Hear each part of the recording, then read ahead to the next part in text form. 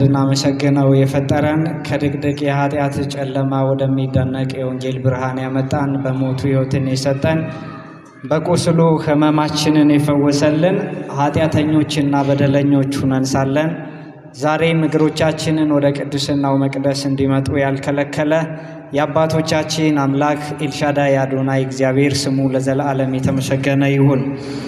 ለቃል መውረድ ለሥጋ ማድረግ ለመረረው ዓለም ሁሉ መጣፈጥ ምክንያት የሆነች በአማላጅነቷ ዓለምን የምትረዳ የምትደግፍ እኛንም በዘወትር ሕይወታችን ማትለየን ምሕረትን የምትለምን መዓትን የምታርቅ የመመኪያችን ዘውድ የድህነታችን መጀመሪያ የንጽህናችን መሠረት ቅድስተ ቅዱሳን ንጽሕተ ንጹሐን ድንግል ማርያም ስሟ ለዘላለም የተመሰገነ ይሁን። እግዚአብሔር ያከበራቸው ቅዱስ ዕፀ መስቀሉ ቅዱሳን መላእክት፣ ነቢያት፣ ሐዋርያት፣ ጻድቃን፣ ሰማዕታት፣ ደናግል፣ አበው መነኮሳት ሁሉ እንደ ክብራቸው እንደ ጸጋቸው መጠን የተመሰገኑ ይሁኑ።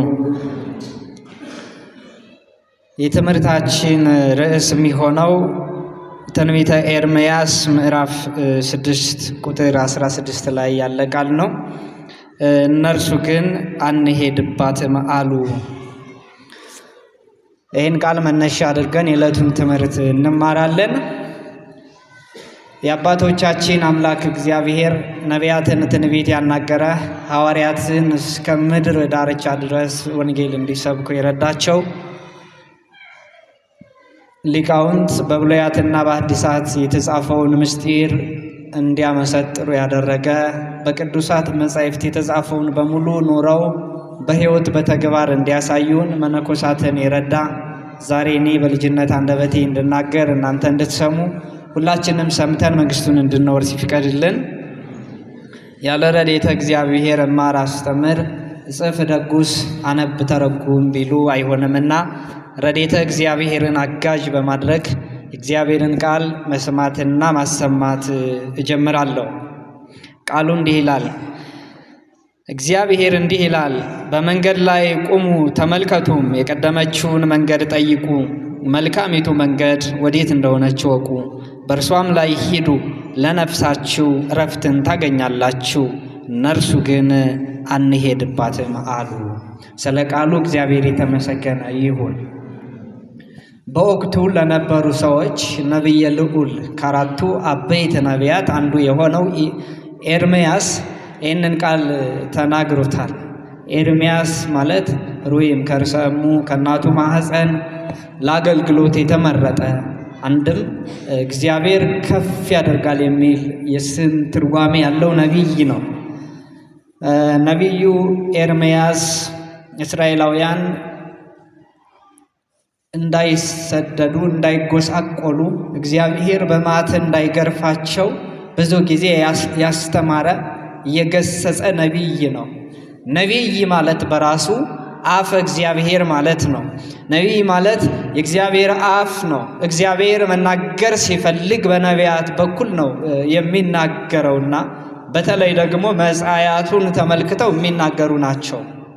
ስለ ክርስቶስ መወለድ፣ መሞት፣ መነሳት፣ ማድረግ፣ ተመልሶ መምጣት ብዙ ነቢያተ እግዚአብሔር ተናግረዋልና ዛሬ ለእኔና ለእናንተ መዳኛ እንዲሆነን እውነተኛውን መንገድ መከተል እንደሚገባ የሚገስጸን ቃል ነው እና መርጠነዋል። እንግዲህ በዚህ ወቅት የእመቤታችን የወላዲተ አምላክ የድንግል ማርያምን ስደቷን እናስባለን። አባቶቻችን ሊቃውንተ ቤተ ክርስቲያን ከሌሊት ከማታ ጀምሮ እስከ ጠዋት እስከ ረፋት ድረስ እግዚአብሔርን በማመስገን በልዩ ጣዕም ባለው በያሬዳዊ ዜማ ቅድስት ቤተ ክርስቲያንን ያገለግላሉ። የእመቤታችን የስደቷ ነገር ይተረካል። አዘክሪ ድንግል አንብአ መሪረ፣ ያንን የሚመረውን እንባሽን የፈሰሰውን አዘክሪ አኮ ለጻድቃን ያይደለ ለእኛ ለኃጥአን አዘክሪ እየተባለ ቅዳሴም ሲቀደስ ይባላል። እመቤታችን በእውነት በዚህ በስደቱ ወቅት ብዙ ነገር ብዙ መከራ ተቀብላለች። ድንግል እመቤታችን ወላዲተ አምላክ ልጇን ክርስቶስን ብላ ተሰዳ ግን በክርስቶስ ላይ ብዙ መከራ ሲደርስበት ጌታ የዓለም ሁሉ መጋቢና ሰራይ የሆነ አምላክ ከጡቶቿ የሚጠባው ወተት እንኳን ፈልጎ እስከሚያጣ ድረስ ተርባ ነበረ። አባ ጊዮርጊስ ዘጋስጫ አጥባትኪ የብሳ ብሏል። ጡቶችሽ ደረቁ። ጌታ ደግሞ ለመጥባት ፈልጎ ግን ጠፋ ማለት ነው። ውሃ መጠጣት ፈልጎ መጠጣት ሳይችል ቀረ። በእነዚህ ምክንያቶች በተለይ በሷ ሳይሆን በልጇ መከራና ስቃይ እነዚያ በኋላ በቀኙ የሚሰቀሉት ወንበዴዎችም ልብሱን ሲወስዱበት አይታ ተመልክታ በመወሰዱ እያዘነች ደግሞ መንገድ ላይ ቁመው ሲነጋገሩ አንደኛው ወንበዴ እንመልስለት፣ ይሄስ በእውነት ጻድቅ ሰውን ይመስላል ከነቢያት ወገን ይመስላልና የዚህን ሕፃን ገንዘብ መውሰድስ ደግ አይደለምና እንመልስ እያለ ሲነጋገር ድንግል እመቤታችን በጣም አልቅሳለች። ሌባ ከሰረቀ በኋላ አዩኝ አላዩኝ ብሎ ይጠፋል እንጂ እንዴት ብሎ ከሰረቀ በኋላ ቆሞ ያወራል? ልጄን ሊገሉብኝ ነው፣ ልጄ ላላድንህ ነውን በዚህ ሁሉ ይዤ የተንከራተትኩ እያለች እመቤታችን ብዙ ጊዜ አልቅሳለች ማለት ነው። እና ይሄንን ሁሉ እንባሽን ስለኛ ብለሽ ነውና የተሰደድሽው አሳስቢ ይላል። እና የእመቤታችንን በረከት እግዚአብሔር ያብዛልን፣ ፍቅሯን ጣዕመ ውዳሴዋን ብዙ ያድርግልን። በእውነት እንግዲህ በእርሷም ላይ ሂዱ ለነፍሳችሁ ረፍት ታገኛላችሁ፣ እነሱ ግን አንሄድባትም አሉ። እንግዲህ እውነተኛው መንገድ ጠባብ ነው። በጠባቡ መንገድ በክርስትና በእውነተኛው ሃይማኖት እንግዲህ የቀደመችውን መንገድ ጠይቁ አይደል? መልካሚቷ መንገድ ወዴት እንደሆነች እወቁ፣ በእርሷም ላይ ሂዱ ለነፍሳችሁ ረፍትን ታገኛላችሁ የሚለውን ቃል አልሰሙም። ስላልሰሙ ደግሞ እነሱ ግን አንሄድባትም አሉ። ዓለም በእውነተኛዋ መንገድ ላይ መሄድ አትፈልግም። የዓለም ፍላጎት በተሳሳተ መንገድ መሄድ ነው፣ በሰፊው ጎዳና መጓዝ ነው። ምክንያቱም ሰፊው መንገድ ወደ እግዚአብሔር ሳይሆን ወደ ዲያብሎስ ስለሚወስድ፣ ሰፊው መንገድ መራብ፣ መቸገር፣ መድከም የሌለበት ስለሆነ የብዙ ሰዎች ምርጫ ነው። ለክርስቲያኖች ግን ጠባቡና ትክክለኛው መንገድ ምርጫችን ነውና እርሱን እንድንመርጥ በእርሱም እንድንጓዝ ነው የዚህ ትምህርት መሰረታዊ ዓላማ። መንገዶች ብዙ ናቸው አይደል? ከእግዚአብሔር መንገድ እኛን የሚያስወጡ ክርስትናችንን፣ ሃይማኖታችንን፣ ማንነታችንን፣ ሰብአዊነታችንን እንድንረሳ የሚያደርጉን ጉዳዮች በዓለም ላይ በጣም ብዙዎች ናቸውና እኛ ግን እርሱን ትተን እውነተኛውን መንገድ እንድንከተል ይሄንን ትምህርት እንማራለንና ማስተዋሉን በእውነት እግዚአብሔር ይስጠን ወገኖቼ። በዚህ በማቴዎስ ወንጌል ምዕራፍ 13 ቁጥር 24 ላይ ጀምሮ ያለ ቃል አለ። እሱን እያነበብ ለነፍሳችን የሚጠቅመውን ነገር ከዚያ እንወስዳለን። ጌታ በምሳሌ እያስተማረ ነው። መንግሥተ ሰማያት በእርሻው መካከል ዘርን የዘራ ሰው ትመስላለች። ግን ሰዎቹ ሲተኙ ጠላት መጣ፣ በስንዴው መካከል እንክርዳድን ዘርቶ ሄደ። ስንዴው በበቀለ ባፈራ ጊዜ ከስንዴው ጋር ግን እንክርዳድ ታየና የዚህ ባለዘር አገልጋዮች፣ የዚህ ገበሬ ሰራተኞች በእርሻ መካከል በጎ ዘርን እንደ ዘርተህ አልነበረምን? ስለዚህ ስንዴ ብቻ ዘርተህ እንክርዳድ ግን ከወዴት ተገኘ ብለው ይጠይቁታል። እርሱም እንዲህ አላቸው፣ ጸራዊ ገብረ ዘንተ፣ ይሄ ክፉ ጠላት ይሄንን አደረገ። የጠላት ልጅ ይሄንን አደረገ ብሎ ይመልሳል። ከዚያ በኋላ ግን እነሱ ምን አሉ? ስለዚህ እንክርዳዱን ሂደን እንንቀለው ብለው ይጠይቁታል። እርሱ ግን እንዲህ አለ፣ እስከ መከር ጊዜ ይቆዩ፣ እስከ መከር ጊዜ መቆየት አለባቸው።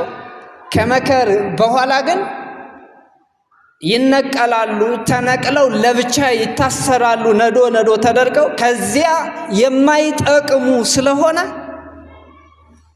ወደ እሳት ይጣላሉ። ስንዴውን ግን ለይተን ወደ ጎተራ እናሰባስባለን አላቸው። አያችሁ፣ ባለ እርሻ የተባለው የክብር ባለቤት ሰውን ሰው ለማድረግ ወደ ዓለም የመጣ ጌታ ኢየሱስ ክርስቶስ ነው። ዘራ የተባለው ያስተማረው ወንጌል እውነተኛ ዘርን ዘራ፣ እውነተኛ ወንጌልን አስተማረ። ስንዴ እንዲበቅል ብቻ ማለት ነው። ዓለም መዝገበ ስርናይ እንድትሆን፣ የስንዴ ማከማቻ እንድትሆን፣ እንክርዳድ እንዳይበቅልባት እውነተኛውን ወንጌል ክርስቶስ አስተማረ። ግን ጠላት ድንገት መጣ። ወንጌል ከተማሩት ሰዎች መካከል መልካም ዘር እንዲሆኑት ከተማሩት ሰዎች መካከል እንክርዳድ መብቀል ጀመረ።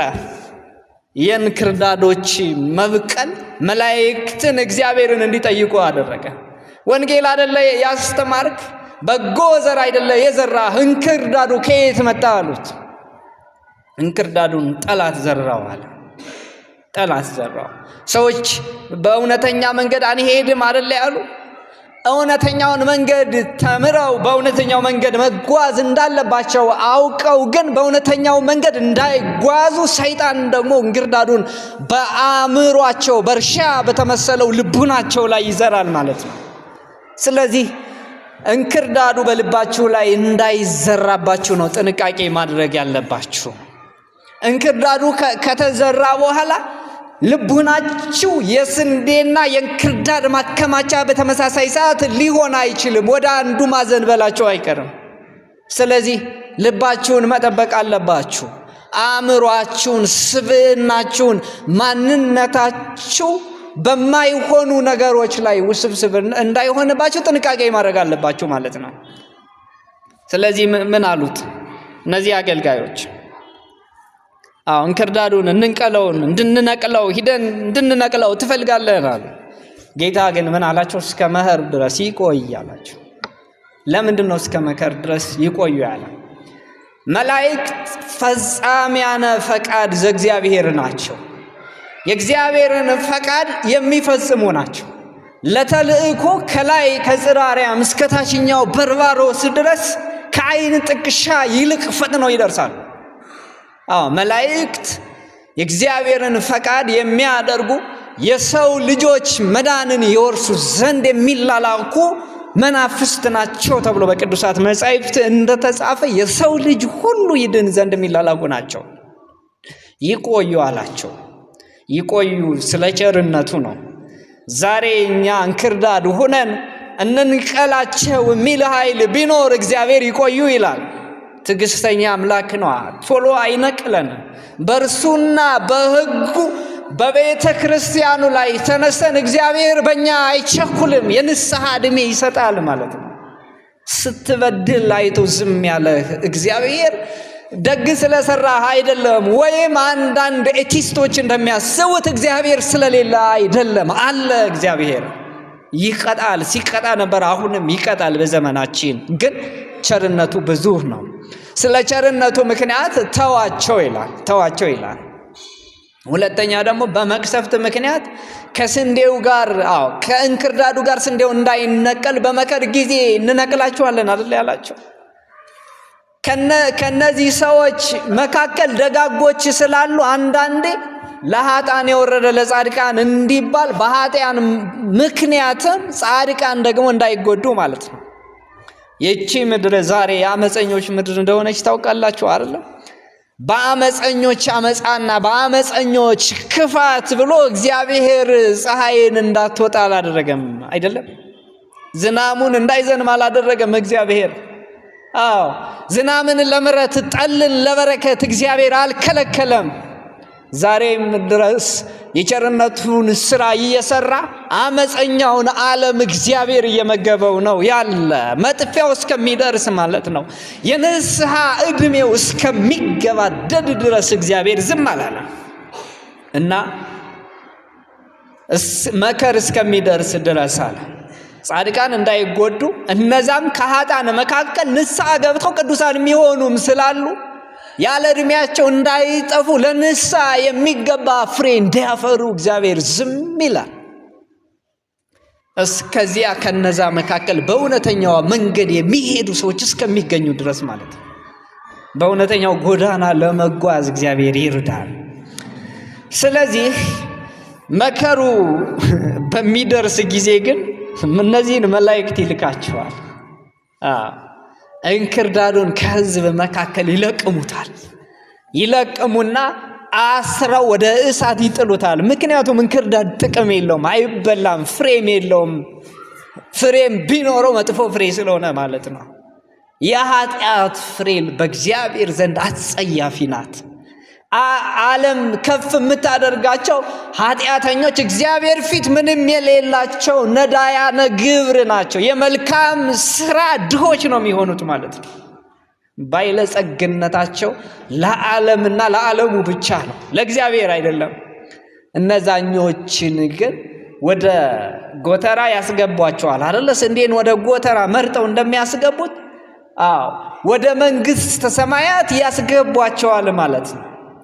ግን እነሱ ጌታ እውነተኛውን ቃል ካስተማረ በኋላ እንክርዳዱን የዘራው ማን ነው? እንክርዳዱን የዘራው ጠላት፣ የጠላት ልጅ ነው ብሏል።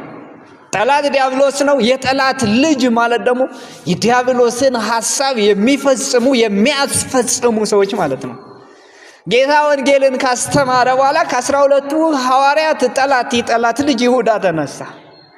ሌሎችም እነ ቅዱስ ጴጥሮስ ተፍጻሜ ሰማዕት በነበሩበት ዘመን ከነርሱ እግር ተምሮ ከነ እለእስክንድሮስ ጋር ከሌሎቹም ጋር ተምሮ ግን ምንፍቅናን ያስተማረ አርዮስ ተነሳ። ጠላት ማለት ይሄ ነው። እንክርዳድ የዘራ ሰባሊዮስ፣ መቅዶኒዎስ፣ ንስጥሮስ እስከ ዛሬም ድረስ የጠላት ልጆች እንክርዳድ በስንዴ መካከል ይዘራሉ። ግን እነሱ እንደ እንክርዳድ የሚቃጠሉበት ዘመን ይመጣል። ምክንያቱም በእውነተኛው መንገድ አልሄዱም። እነሱ ግን አንሄድባትም አሉ አይደል የተባለ። መሄድ አይፈልጉማ። እውነተኛው መንገድ ጠባብ ነው። ለስጋቸው አይመቻቸውማ። የለመደባቸው ዘፈንና ዳንኪራ እዚህ ጋር የለማ። ከእውነተኛው ከእግዚአብሔር ጋር መነጋገር ስለሆነ በንጽህና በቅድስና ብቻ የሚሆን ስለሆነ ማለት ነው። እና በእውነተኛው ጎዳና በኦርቶዶክሳዊ ተዋህዶ ሃይማኖት ለመጓዝ ምን ማድረግ አለብን? እነዚያ ሰዎችስ እንዴት እያደረጉ ነው ወደ ተሳሳተ መንገድ የሚሄዱ ስንል ቅዱስ ጴጥሮስ በሁለተኛ ጴጥሮስ ምዕራፍ 1 ቁጥር 20 ላይ ሁለተኛ ጴጥሮስ እንዲህ ይለናል። በመጽሐፍ ያለውን ትንቢት ሁሉ ማንም ለገዛ ራሱ ሊተረጉም አልተፈቀደም። ትንቢት ከቶ በሰው ፈቃድ አልመጣምና በእግዚአብሔር ተልከው ቅዱሳን ሰዎች በመንፈስ ቅዱስ ተነድተው ተናገሩ ይላል። በመጽሐፍ ቅዱስ የተጻፈ ትንቢት ማንም እንደ ገዛ ፈቃዱ እንዲተረጉመው አልተፈቀደም ይላል። አያችሁ፣ ዛሬ መጽሐፍ ቅዱስ ይዘው ወንጌል እንሰብካለን የሚሉ ሰዎች የሚሳሳቱት እዚህ ጋር ነው። ከማን ተማራችሁ? መምህሮቻችሁ እነማን ናቸው? ወንጌልን የተረጎሙላችሁ መምህራን እነማን ናቸው ሲባሉ መምህሮቻችን ከላይ አንልም፣ ግን መንፈስ ቅዱስ ነው መምህራችን ይላሉ። እውነት ነው፣ መንፈስ ቅዱስ ምስጢርን ይገልጣል። ግን ለእንደዚህ አይነት ሰዎች ግን አይደለም። ከመምህራን ተምረህ ከዚያ የተረፈውን መንፈስ ቅዱስ ግብር ገብተህ ጾመህ ጸልየህ ሰግደህ በጎ ስራ ሰርተህ ሊገልጥልህ ይችላል። ዝም ብሎ ግን መንፈስ ቅዱስ ላገኘው ሰው አይገልጥም። እና ማንም ሰው እንደ ገዛ ፈቃዱ ሊተረጉም አልተፈቀደም ይላል። መጽሐፍ ቅዱስ ይዘው ወንጌል እንሰብካለን የሚሉ መምህራነ ወንጌል ነን የሚሉ ሰዎች በሺ የሚቆጠር ሃይማኖት እንደመሰረቱ ታውቃላችሁ። የጴንጤ ዲኖሚኔሽን በሺ የሚቆጠር ነው። በሺ ነው የሚቆጠር። 1 2 3 አይደለም፣ በሺ ነው። ታውዘንድስ ኦፍ ሪሊጅን።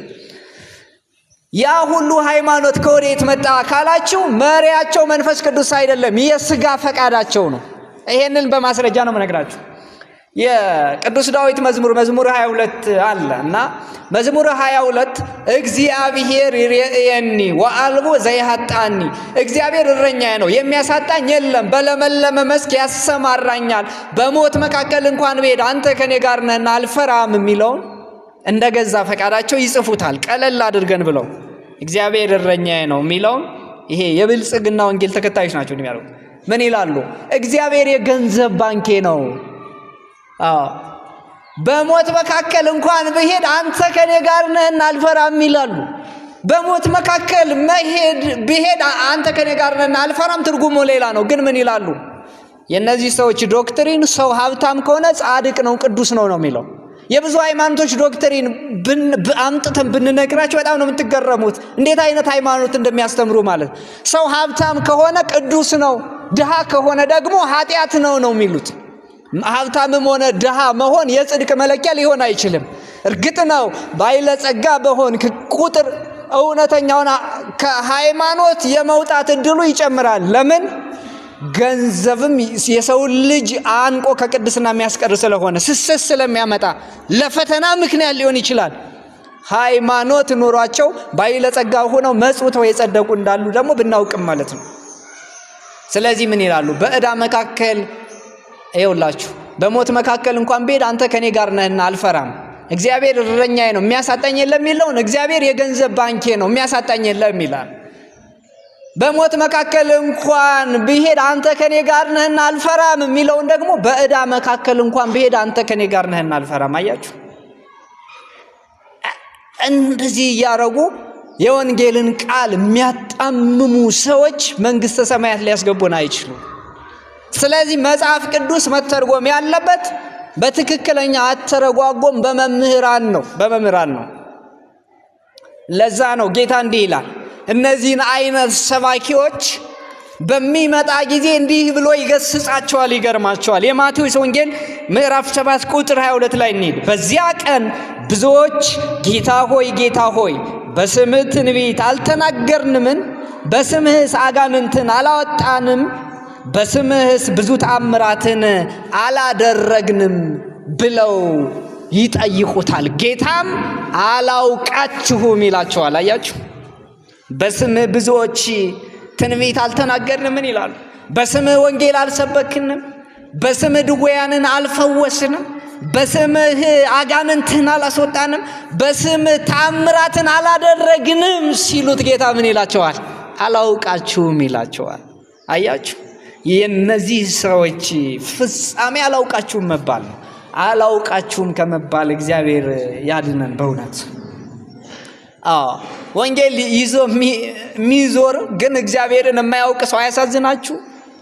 ዛሬ እኮ ቤተክርስቲያን እየኖርን እግዚአብሔርን እኮ አናውቀውም። ብዙዎቻችን ቤተክርስቲያን እንኖራለን፣ ሰዎች ሲቆርቡ አንድ ቀን አልቆረብንም። ቤተክርስቲያን እንመላለሳለን፣ ሰዎች ወንጌል ሲማሩ አንድ ቀን አልተማርንም። ቤተክርስቲያን እንመላለሳለን፣ ከበጎ ስራ አንድም አልሰራንም። ስለ ምጽዋት እንማራለን፣ አንድ ቀን መጽውተን አናውቅም። አስራትን ስለ መክፈል እንማራለን፣ አንድ ቀን ከፍለን አናውቅም። ቅዱሳት መጻሕፍትን ማንበብ ምን አይነት የመንፈስ እርካታ እንደሚሰጥ እንማራለን፣ አንድ ቀን አላነበብንም። ስለዚህ እኛ ራሳችንን መመልከት አለብን። በእንደዚህ አይነት ህይወት ከኖርነ ጌታ አላውቃችሁም ነው የሚለን። የሚያውቃቸውን ሰዎችማ በሰው ዘንድ ተራ የማይታወቁ ሆነው እኮ ያውቃቸዋል አይደለም?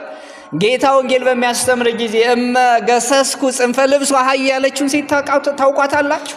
የልብሱን ጫፍ ከነካው ድናለሁ ያለች 12 ዓመት ሙሉ ደም የፈሰሳትን ሴት ታውቃላችሁ?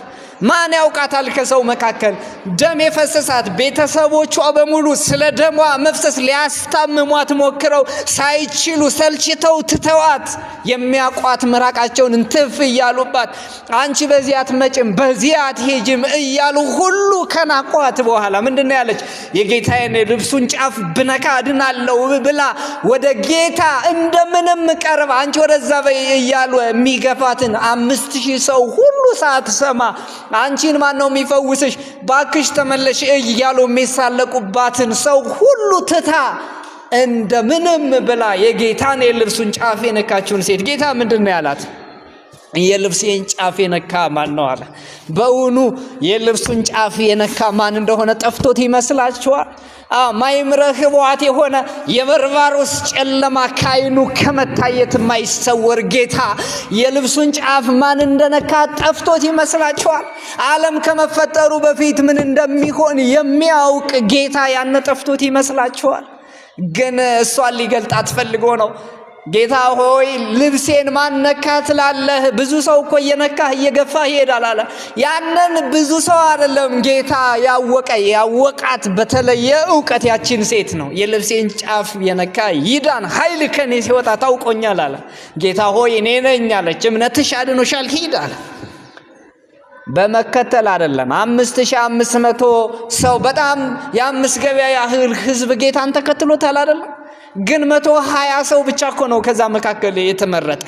አብዛኞቹ ለጻፍትና ለፈሪሳውያን ነገር ለማቃጠር አይደለም የሚመጡ የነበሩት።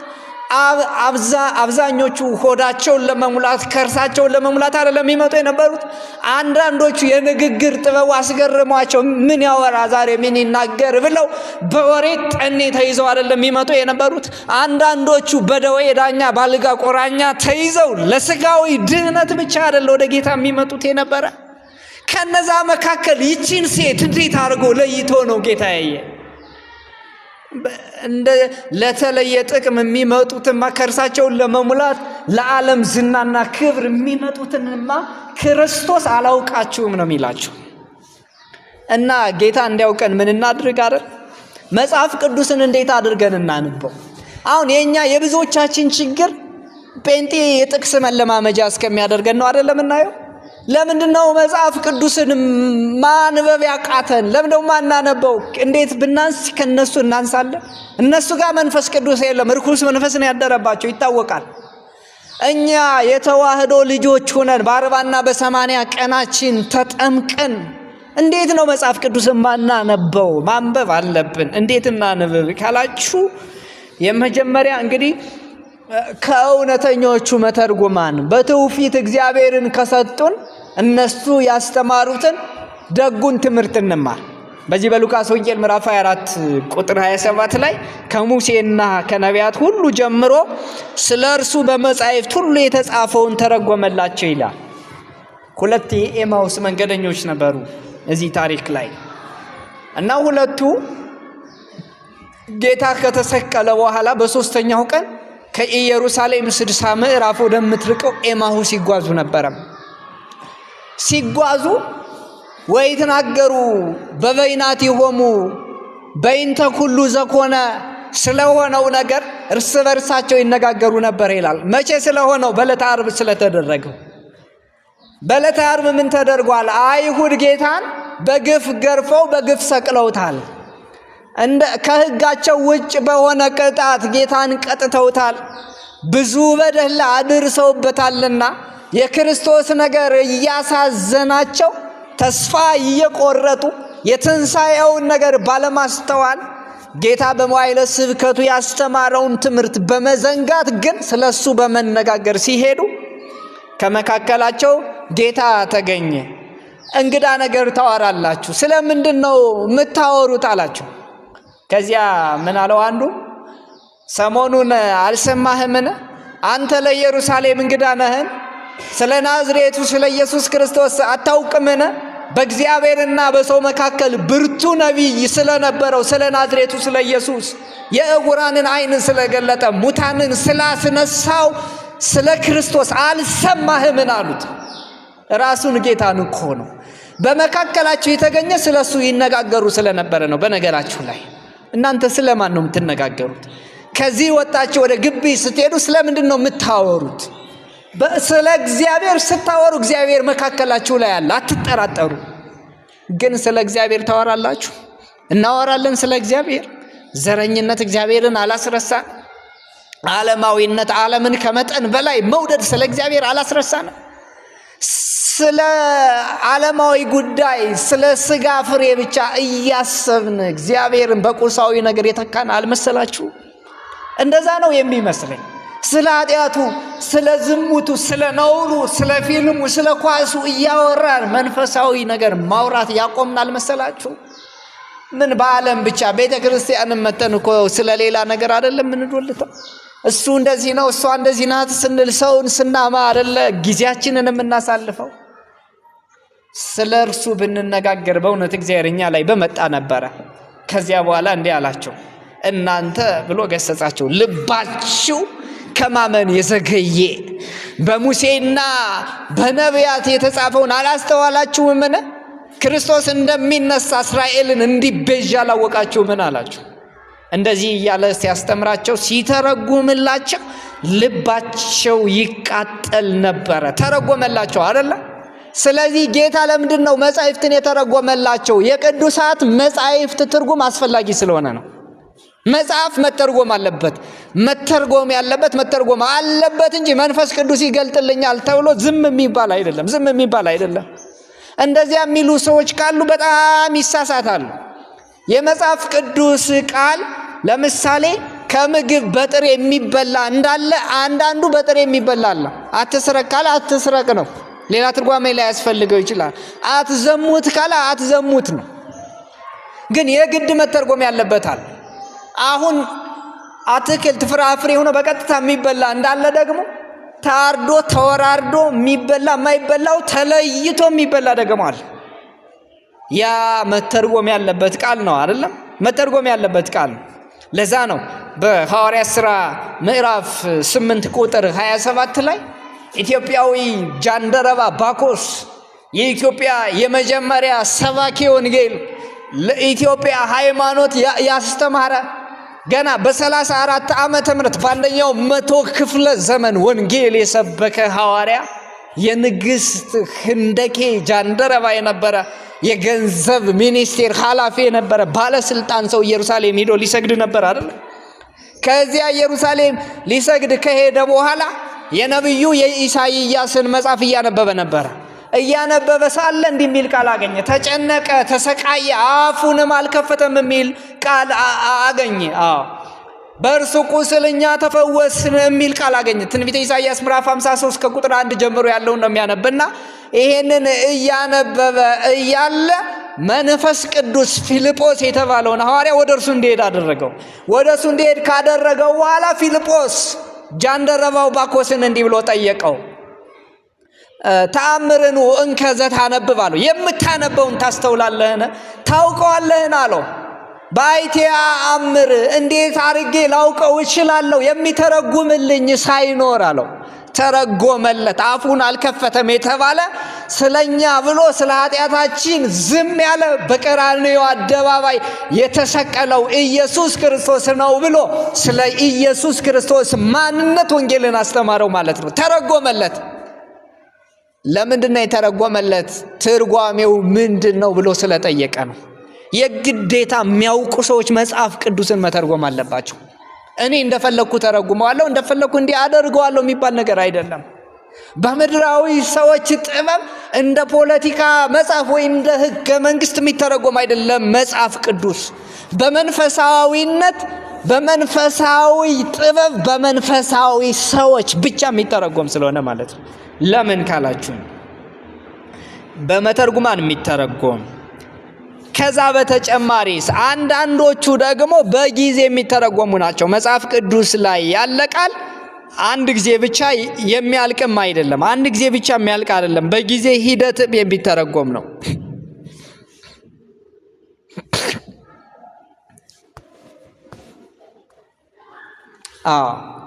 ለምን ካላችሁኝ መጽሐፍ ቅዱስ ዓለም ከመፈጠሩ በፊት የነበረውን ይጽፋል። ዓለም ከመፈጠሩ በፊት እግዚአብሔር ይኖር እንደነበረ ይጽፋል አይደል? መጽሐፍ ቅዱስ ዓለም ከመፈጠሩ በፊት ያለው ቃል አለ።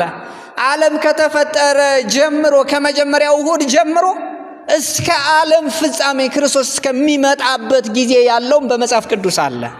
ከዛ በኋላ ዓለም ከተፈጸመ ክርስቶስ ከመጣ ጻድቃን ወደ መንግስተ ሰማያት ኃጥአን ወደ ገሃነመ እሳት ከወረዱ በኋላ ያለው መጽሐፍ ቅዱስ ላይ አለ። የመጽሐፍ ቅዱስ ሐሳብ የሆነ ሰሞን ድርሰት አይደለም።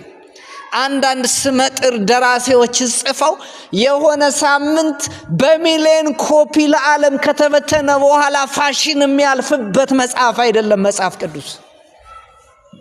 የአእምሮ ውስንነት ባለባቸው የእውቀት ፍጻሜ መድረስ በማይችሉ ሰዎች ተተርጉሞ የሚያልቅ አይደለም። አባቶቻችን ዮሐንስ አፈወርቅን እንዲህ ይሉታል፣ የእውቀት ፍጻሜ ደርሷል ይሉታል። ምን ማለት ነው? የእውቀት ፍጻሜ ደርሷል ማለት ዮሐንስ አፈወርቅ ሁሉን ያውቃል ማለት አይደለም። ግን ምን ማለት ነው? ትልቅ እውቀት አለው ለማለት ነው እንጂ ፍጥረት ጨርሶ ሁሉን ነገር ሊያውቅ አይችልም።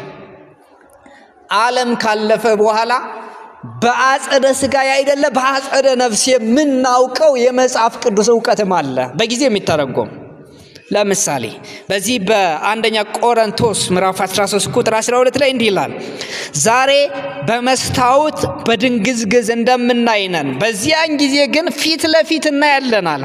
ዛሬ ከእውቀት ከፍዬ አውቃለሁ፣ በዚያን ጊዜ ግን እኔ ደግሞ እንደታወቅኩ አውቃለሁ ይላል። አያችሁ፣ ዛሬ ከእውቀት ከፍዬ አውቃለሁ ያለ ቅዱስ ጳውሎስ ነው። እንግዲህ እስከ 3ኛው ሰማይ ድረስ የተነጠቀ 3 ቀን በባህር መካከል አድሮ ሳይሞት ስለ ወንጌል ዋጋ የከፈለ 14 መልእክታትን በብዙ ድካምና ጥረት የጻፈ ብዙ ሰዎችን ለቁጥር የሚታክቱትን የደነደነ ልባቸውን በወንጌል አራርቶ ለክርስቶስ ያደረገ በዓለም የተሳቡ ሰዎችን በወንጌል መረብ ስቦ ለክርስቶስ ያደረገ ቅዱስ ጳውሎስ እኔ ከእውቀት ከፍዬ አውቃለሁ አለ።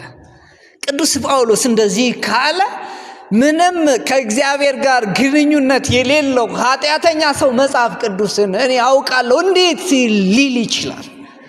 መጽሐፍ ቅዱስን ከፍለን ጥቂቱን ነው የምናውቀው፣ ሙሉውን ልናውቀው አንችልም። ያቀማችንን አውቀን ግን ለነፍሳችን የሚረባንን ይዘን እንሄዳለን። አዎ በእድሜ ብዛት ከሞትን በኋላ እግዚአብሔርን እናየዋለን አይደል? አሁን ስለ ድንግል ማርያም ሰምተናል፣ በስራዎቿ እናውቃታለን አይደለም? በኋላ ግን ፊት ለፊት እናያታለን እኮ። አንዳንድ ደፋር ሰዎች አይተናታል ይላሉ።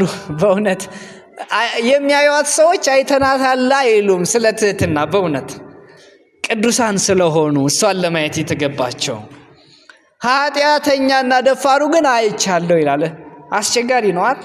ለዚህ ዘመን ሰው እንኳን እመቤታችን ሰይጣን አይታየው።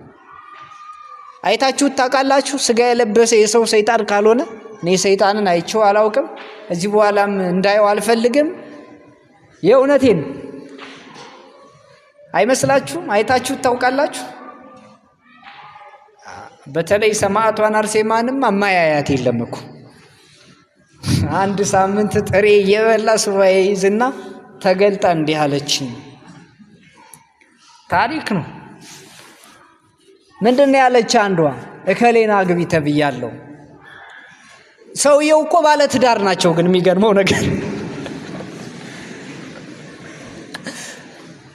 እንደዚህ አይነት የሚታዩ ካሉ በእውነት በጣም አስቸጋሪ ነውና ህልም ለማየት አትጓጉ ብዬ ነው። እግዚአብሔር ደጉን እንዲመራችሁ ብቻ መጸለይ ነው። እግዚአብሔርን ማየት ከፈለጋችሁ ፊት ለፊት እናየዋለን። እግዚአብሔር መቼ ስንሞት እኔ በአጸደ ሥጋማ ከባድ ነው። በእውነት ነው የምላችሁ። ዓለምን የረሳ ሰው ነው ቅዱሳንን የሚያያቸው። በቃ ዓለምን የተወ ለዓለም የተሰቀለ እንደዚህ አይነት ሰው መሆን አለ። ስለዚህ መጽሐፍ ቅዱስ ዛሬ ከፍለን የምናውቀው በኋላ ደግሞ በደንብ የምናውቀው ማለት ነው። ቅዱስ ጳውሎስ ከእውቀት ከፍዬ አውቃለሁ። በዚያን ጊዜ እኔ እንደታወቅኩ እግዚአብሔር እኔን እንዳወቀኝ ይሄንንም አውቃለሁ እንዳለው በጊዜ ሂደት የምናውቀው ነው መጽሐፍ ቅዱስ። ሌላስ? መጽሐፍ ቅዱስ ስንል በቅዱሳን ሰዎች ለሰው የተጻፈ እንደ ሰው መረዳት የተጻፈ መጽሐፍ እንደሆነ ደግሞ ማስተዋል አለብን። በማን የተጻፈ አልኳችሁ? በቅዱሳን ሰዎች። ለማን የተጻፈ? ለሰዎች። እግዚአብሔር በቀጥታ ሳይሆን በቅዱሳን ሰዎች ላይ አድሮ እንዲጻፍ ያደረገው ማለት ነው። ለምሳሌ ኦሪት ዘፍጥረት ምዕራፍ 6 ቁጥር 6 ላይ እግዚአብሔር ሰውን በምድር ላይ በመፍጠሩ ተጸጸተ፣ በልቡ ማዘነ ይላል። እግዚአብሔር ሰውን በመፍጠሩ ተጸጸተ። በሰውኛ ዘይቤ ነው የተጻፈ አይደለም? እግዚአብሔር ሰውን በመፍጠሩ የሚጸጸት አምላክ ነው። እኛ የምንጸጸተው ለምንድን ነው? እውቀታችን ጎደሎ ስለሆነ አይመስላችሁም? ለአንድ ሰው ብር አበድራችሁት ቢክዳችሁ ለምንድነው የምትጸጸቱት? እሱን አምኜ ብላችሁ አይደለ? ካዲ መሆኑን መጀመሪያ ስላላወቃችሁ። እግዚአብሔር ግን እንደዛ አይደለም። ሁሉን የሚያውቅ አምላክ ነው። እግዚአብሔር ግን ሰውን በመፍጠሩ ተጸጸተ ማለት ምንድነው ከተባለ በሰው ኃጢአት ምን ያህል እግዚአብሔር እንዳዘነ ለመግለጥ ተፈልጎ ነው። ገብቷችኋል? መሐለ እግዚአብሔር ለዳዊት ወኢይኔስ አይደለ? እግዚአብሔር ለዳዊት ማለ አይጸጸትም። እግዚአብሔር እንደ ሰው አይጸጸትም። ግን ምን ማለት ነው? ምን ያህል በሰው ላይ እግዚአብሔር እንዳዘነ ለመናገር ተፈልጎ ነው። በሌላ ቦታ ላይ ምን ይላል መዝሙረኛው ልበ አምላክ ወነብየ ጽድቅ ቅዱስ ዳዊት? ወእግዚአብሔር ይሳለቅ ላዕሌሆሙ ይላል አይደል? እግዚአብሔር በእነሱ ላይ ይሳለቅባቸዋል። ለምን ታንገለጉ አሕዛብ ወሕዝብን ይነበቡ ከንቱ? ሕዝብ ለምን አጉረመረሙ? ሰው አሕዛብ ለምን አጉረመረሙ? ሕዝብ በከንቱ ነገር ላይ ለምን ዶለቱ ብሎ ላይ ለእግዚአብሔር ወላይ ለመሲሁ በእግዚአብሔርና እግዚአብሔር በቀባው በልጁ በኢየሱስ ክርስቶስ ላይ ስለምን ከንቱ ነገርን ተናገሩ ብሎ ወይሳለቅ እግዚአብሔር ላይ ሊሆሙ ይላል። እግዚአብሔር በእነሱ ላይ ይሳለቃል። እግዚአብሔር እንደ ሰው በሰው ላይ ያፌዛል ማለት ነው።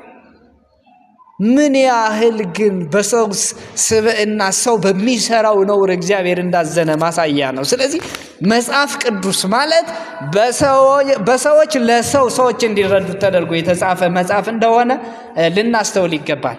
ለማጠቃለያ የመሸብን ስለሆነ መጽሐፍ ቅዱስ ስታነቡ በአንድ ጉዳይ ላይ የተጻፈን የመጽሐፍ ቅዱስ ክፍል በምልአት ማየት ያስፈልጋል። በአንድ ጥቅስ አለመንጠልጠል።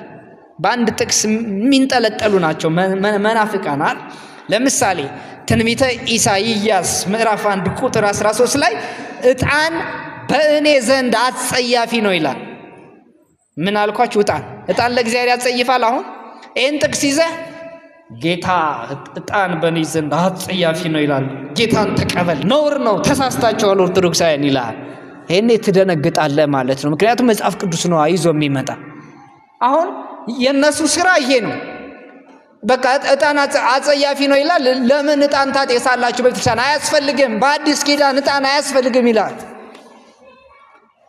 ምክንያቱም መናፍቅ በምንድን ነው የሚንጠለጠለው? በአንድ ጥቅስ። መጽሐፍ ቅዱስ ስታነቡ አንድ ጥቅስ ብቻ አይታችሁ አትደንግጡ። ምን ለማለት ተጽፎ ነው? ምክንያተ ጽሕፈቱ ምንድነው የሚለውን መረዳት ያስፈልጋል። ለምንድን ነው መጽሐፍ ቅዱስ በዚያ መንገድ የተጻፈ? አሁን ኦሪት ዘዳግም ምዕራፍ 33 ቁጥር 10 ላይ በፊት ዕጣንን በመሰዊያ የሚቃጠል መስዋዕትን ይሰዋሉ ይላል። ዕጣን እንደሚሰዋ መስዋዕት ለእግዚአብሔር እንዲቀርብ የሚያሳይ ጥቅስ ነው አይደል? ይሄን ታሳያላችሁ። በዚህ በሐዲስ ኪዳን ደግሞ የማቴዎስ ወንጌል ምዕራፍ 2 ቁጥር 11 ላይ ወደ ቤት ገብተው ሕፃኑን ከእናቱ ከማርያም ጋር አዩት አለ። ወድቀው ምን አሉለት? ሰገዱለት። ሳጥኖቻቸውን ከፈቱና እጅ መንሻ አቀረቡለት። ምንድን ነው ያቀረቡለት? ዕጣን አቀረቡለት። ለአምላክነቱ ለክህነቱ ማለት ነው። ወርቅ አመጡለት ለንግስናው፣ ከርቤ አመጡለት ለሞቱ። በአዲስ ኪዳን ለክርስቶስ ለመጀመሪያ ጊዜ በእነዚያ የጥበብ ሰዎች የጌታን መወለድ ናፍቀው በመጡ ሰዎች የቀረበለት ነገር ምንድን ነው? ዕጣን ነው አይደለም? ይሄ ማስረጃ እያለ ዕጣን አጸያፊ ነው የሚል ጥቅስ ጠቅሶ ዕጣን አያስፈልግም ሲላችሁ ለምን ትሸበራላችሁ? የእነሱ ችግር በአንድ ጥቅስ መንጠልጠል አይደል? የእናንተ ዕጣን አጸያፊ ነው የተባሉ እስራኤል መቼ ነው? በበደል እያሉ አይደል? ኃጢአት ሰርተው እያሉ እግዚአብሔር ዕጣናችሁን አልቀበልም አላቸው፣ መስዋዕታችሁን አልቀበልም አላቸው። ምክንያተ ጽሕፈቱን ምን ማድረግ ይገባል? መረዳት ይገባል አይደለም? እንዲህ ነው ያላቸው። በእኔ ፊት ልትታዩ ብትመጡ ይህን የመቅደሴን አደባባይ መርገጣችሁን ከእጃችሁ የሚሻ ማን ነው አላቸው። በእኔ ፊት ለመታየት ብትመጡ አለ የመቅደሱን አደባባይ መርገጣችሁን ከእጃችሁ የሚሻ ማን ነው? መቅደሱን በመርገጣችሁ እኔ የእናንተን ዕጣን አልቀበልም ነው። ምክንያቱም ሰዎቹ ምናምንቴዎች ናቸው። ምናምንቴውን ቁርባን ጨምራችሁ አታምጡ ይላቸዋል። ዕጣን በእኔ ዘንድ አጸያፊ ነው። መባችሁን፣ ሰንበታችሁን፣ በጉባኤ መሰብሰባችሁን አልወድም። በደልን የተቀደሰውን ጉባኤም አልታገስም። መባቻችሁን፣ በዓላቶቻችሁን ነፍሴ ጠልታለች፣ ሸክም ሆኖብኛል፣ ልታገሳችሁ ደክም ያለው ይላል የሰራዊት ጌታ እግዚአብሔር። ለምንድን ነው ዕጣን አጸያፊ ነው ያላቸው? እነዚያ ሰዎች ዕጣን በእግዚአብሔር ፊት ለማጤስ የተገቡ ስላይደለ፣ መስዋዕት እግዚአብሔር ፊት ለማቅረብ የተገቡ ስላይደለ፣ በእግዚአብሔር አደባባይ በቅድስናው መቅደስ መጥተው የእግዚአብሔር ለመሆን የሚገባቸው ሰዎች ስላይደሉ እግዚአብሔር እንዲህ ብሏቸዋል። ስለዚህ ምክንያተ ጽሕፈቱን መጠየቅ አለባችሁ። ይሄ መጽሐፍ ቅዱስ ክፍል ለምን ተጻፈ? ለምን ተጻፈ? ስለዚህ መጽሐፍ ቅዱስን ስታነቡ ለምን ተጻፈ የሚለውን ማወቅ ያስፈልጋል። ከዛስ አቅምን ደግሞ ማወቅ ያስፈልጋል። ከዜሮ ተነስቶ የመጽሐፍ መምህር መሆን አይቻልም አይደል? ዛሬ እኮ የተቸገርነው ገና እምነቱን የካደ ቀን ሰባኪ ይሆናል። አንድ ጥቅስ ይዞ ሃሌሉያ ይላቸዋል ማለት ነው። በርቶልኛል፣ ጌታ ተገልጦልኛል፣ አንተ የጨለመብህ ጌታን ተቀበል ይልሃል። አቅምን ማወቅ ያስፈልጋል አይደል? ቅዱስ ጳውሎስ እንዲህ ነው የሚለው ለቆሮንቶስ ሰዎች፣ አንደኛ ቆሮንቶስ ምዕራፍ 3 ቁጥር 2 ላይ ገና ጽኑ መብልን መብላት አትችሉም ነበርና ወተት ጋትኳችሁ ይላል።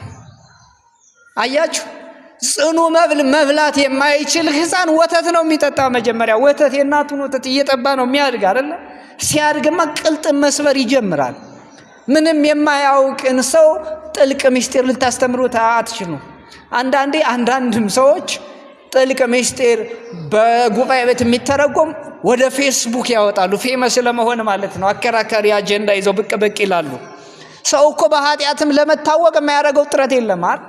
አንድ የጣሊያን ማትማቲሻን ካልኩሌት አደረገና በዚህ ቀን እሞታለሁ አለ። ይገርማቸዋል። ያን ቀን ደረሰና ቢያየው አልሞታል። ጨነቀው። ምን ያደርግ? መርዙን ጠጣና ሞተ። በሂሳቡ መሰረት መርዝ ጠጥቶ የዕለተ ሞትን ካልኩሌት ለማድረግ ማትማቲሻን መሆን አይጠይቅም እኮ መወሰን ነው የሚጠይቅ ለመሞት። እና አቅምን ማወቅ ያስፈልጋል ወንድሞቼ እና እህቶቼ። አቅምን አውቁ። አሁን ከቅዱስ ጳውሎስ በላይ ወንጌል የሚያስተምር አለ?